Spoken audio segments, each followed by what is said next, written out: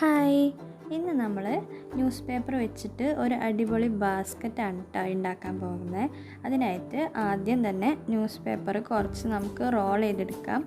ഞാനിവിടെ കാണിച്ചിരിക്കുന്ന പോലെയുള്ള ലെങ്ത്തും ബ്രെഡ്ത്തും ഒക്കെ ഏകദേശം അതേപോലത്തെ ഉള്ള ന്യൂസ് പേപ്പർ പീസസ് കട്ട് ചെയ്തെടുത്തിട്ട് വേണം ഒരു പെന്നിൻ്റെ റീഫിൽ വെച്ചിട്ട് നമുക്ക് റോൾ ചെയ്തെടുക്കാൻ. അതിൻ്റെ അറ്റത്ത് ഫെവിക്കോൾ വെച്ചിട്ട് ഒട്ടിച്ചു കൊടുക്കാം. എന്നിട്ട് ആ റീഫിൽ അതിൽ നിന്ന് ഊരിയെടുക്കുക. അതേപോലെയാണ് എല്ലാ പേപ്പർ റോൾസും ഞാൻ ഉണ്ടാക്കിയിരിക്കുന്നത്. ഇതൊക്കെ നമുക്ക് ഏകദേശം എല്ലാവർക്കും അറിയാൻ പറ്റുന്ന ഒരു കാര്യമാണ്. എന്നിട്ട് നമുക്ക് ഒരു 4 പേപ്പർ റോൾസ് എടുത്തിട്ട് ഇതിൽ കാണിക്കുന്ന പോലെ ഒട്ടിച്ചെടുക്കാം. ഞാൻ ഫെവിക്കോൾ യൂസ് ചെയ്തിട്ടാണ് ഒട്ടിക്കുന്നത്. ഈ ഒരു ബാസ്ക്കറ്റിൻ്റെ ഫുൾ ഒട്ടിക്കുന്ന കാര്യങ്ങളെല്ലാനും ഞാൻ ഫെവിക്കോൾ വെച്ചിട്ടാണ് ചെയ്തിരിക്കുന്നത്. വേറെ ഗ്ലൂ ഗണ്ണോ അല്ലെങ്കിൽ വേറെ ടൈപ്പുള്ള പശയൊന്നും ഞാൻ ഉപയോഗിച്ചിട്ടില്ല. ഫുള്ള് ഫെവിക്കോൾ വെച്ചിട്ടാണ് ചെയ്തിരിക്കുന്നത്. ഇനി വേറെ ഒരു പേപ്പർ റോൾ എടുത്തിട്ട് ഇതേപോലെ ഇതിൻ്റെ മേലിൽ കൂടെ ഒട്ടിച്ചു കൊടുക്കുക. എന്നിട്ട് അതിൻ്റെ തുമ്പ് ഭാഗം അടിയിലേക്ക് മടക്കി കൊടുക്കാം. നടുക്ക് ഒട്ടിച്ചു കൊടുത്തിട്ടുള്ള പശ ഉണങ്ങിയതിന് ശേഷം മാത്രം പുതിയ സ്റ്റിക്ക് വെക്കുക കേട്ടോ. എന്നിട്ട് അത് ഉണങ്ങിയതിന് ശേഷം ഈ ഒരു സ്റ്റിക്ക്, ഇപ്പം നമ്മൾ ഒട്ടിച്ച ഒരു സ്റ്റിക്കാണ് നമ്മൾ എല്ലാ സ്റ്റിക്കിൻ്റെയും ചുറ്റിനായിട്ട് റൊട്ടേറ്റ് ചെയ്യാൻ പോകുന്നത്. ഇതേപോലെ അടിയിൽ കൂടെ എടുത്തിട്ട് മേലെ കൂടെ കൊണ്ടുവരാം. ഈ ഒരു മെത്തേഡാണ് നമ്മളിതിൻ്റെ ഫുൾ ഭാഗത്ത് ചെയ്യാൻ പോകുന്നത്. അപ്പോൾ അതുകൊണ്ട് സൂക്ഷിച്ച് നോക്കാം. അപ്പോൾ അത് മേലേക്ക് കൊണ്ടുവന്നില്ലേ, ഇനി ഇത് ഒന്നും കൂടെ അടുത്ത കാണുന്ന സ്റ്റിക്കിൻ്റെ താഴെ കൂടെ എടുത്തിട്ട് മേലെ കൂടെ കൊണ്ടുവരാനാണ് പോകുന്നത്.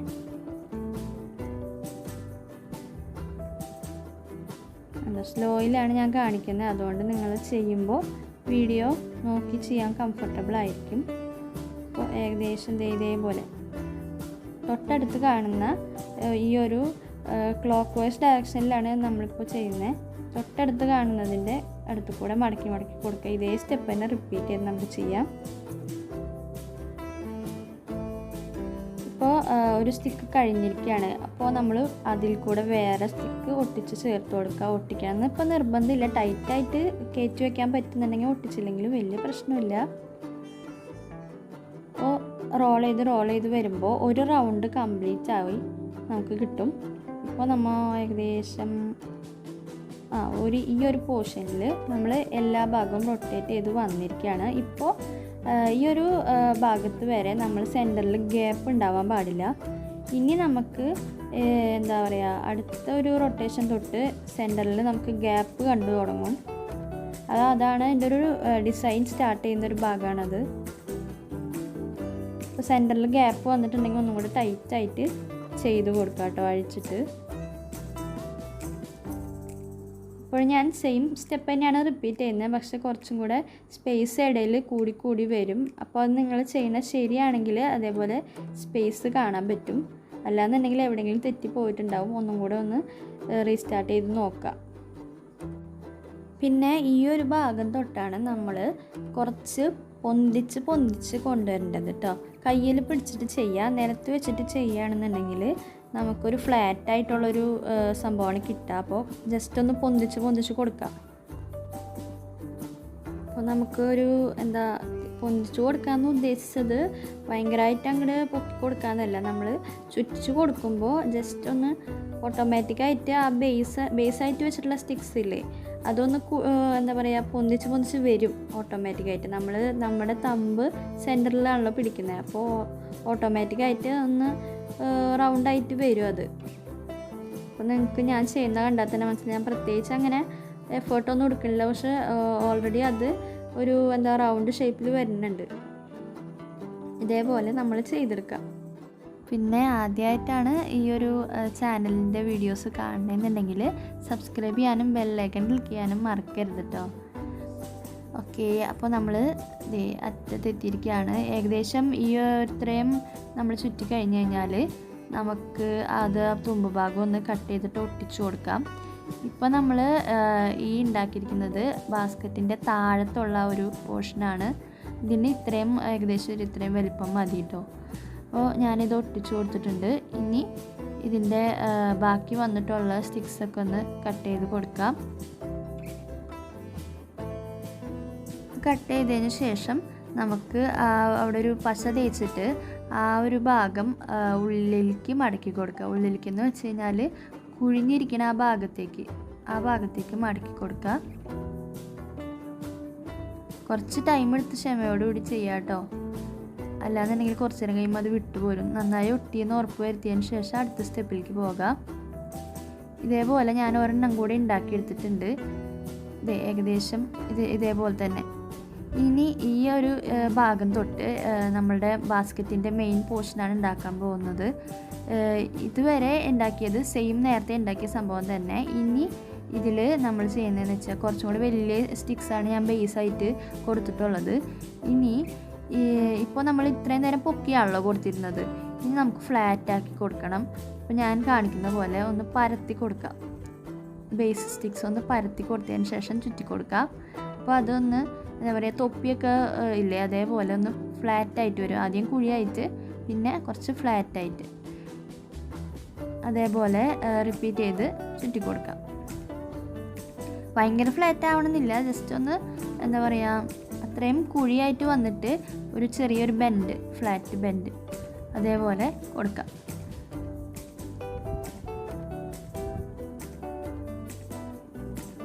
ഏകദേശം ഇപ്പം നിങ്ങൾക്ക് കണ്ടാൽ മനസ്സിലാവും, ഒരിത്തിരി പരന്ന് വന്നിട്ടുണ്ട്. കണ്ടോ, ചെറുതായിട്ട് പരന്ന് വന്നിട്ടുണ്ട്.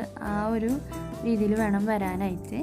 നിങ്ങൾ ആദ്യമായിട്ട് ചെയ്യുകയാണെങ്കിലും ഒരു പ്രശ്നവും ഉണ്ടാവില്ല. ഞാൻ തന്നെ ഇത് ആദ്യമായിട്ടാണ് ഈ ഒരു സംഭവം ട്രൈ ചെയ്ത് നോക്കുന്നത്.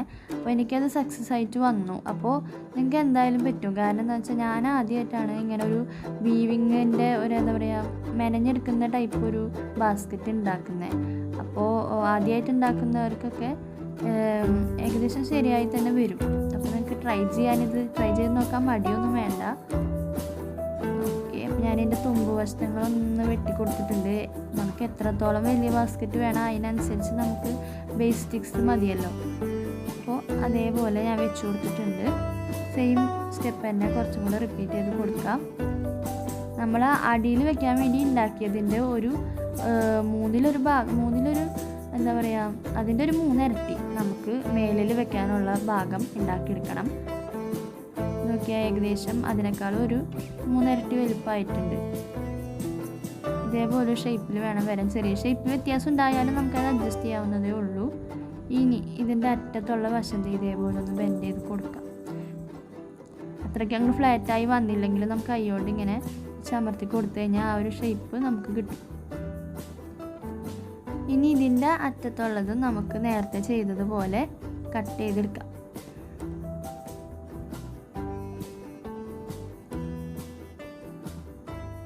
ഇനി വ്യത്യാസം എന്താണെന്ന് വെച്ചാൽ മറ്റേത് നമ്മൾ ഉള്ളിലേക്കാണല്ലോ മടക്കി കൊടുത്തത്, ഇത് നമ്മൾ പുറത്തേക്കാണ് മടക്കി കൊടുക്കാൻ പോകുന്നത്. കുഴിയുള്ള ഭാഗത്തേക്കല്ല, പൊന്തി നിൽക്കുന്ന ഭാഗത്തേക്കാണ് ഒട്ടിച്ചു കൊടുത്തിരിക്കുന്നത്. ഇനി നമ്മൾ നേരത്തെ അമർത്തി കൊടുത്ത പോലെ ഒന്നും കൂടെ ഒന്ന് അമർത്തി കൊടുക്കുക ഫ്ലാറ്റായിട്ട്. ശരിക്കും ഒരു തൊപ്പിയുടെ ഷേപ്പിൽ തന്നെ ഇത് നമുക്ക് കിട്ടും കേട്ടോ. ഇതേ മെത്തേഡ് ഉപയോഗിച്ച് നമുക്ക് വേണമെങ്കിൽ തൊപ്പിയൊക്കെ ഉണ്ടാക്കിയെടുക്കാം.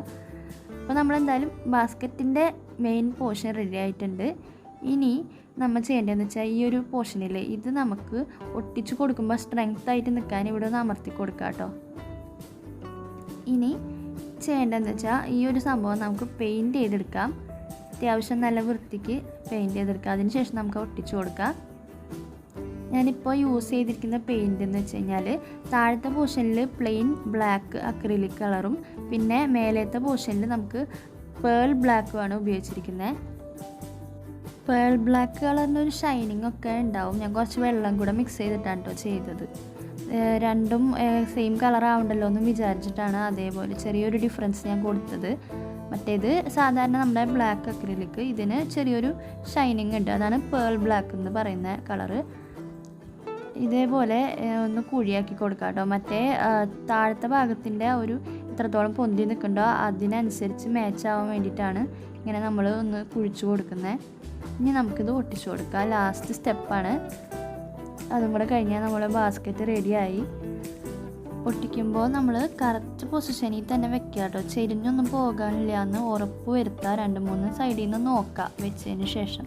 പിന്നെ ഫെവിക്കോൾ ആയതുകൊണ്ട് നമുക്ക് അഡ്ജസ്റ്റ് ചെയ്ത് വെക്കാനുള്ള ടൈമുണ്ട്, കുറച്ച് നേരം ഉണക്കാൻ വെച്ചാൽ മതിയല്ലോ. അപ്പോൾ നമ്മൾ ബാസ്ക്കറ്റ് അടിപൊളിയായിട്ട് വന്നിട്ടുണ്ട്.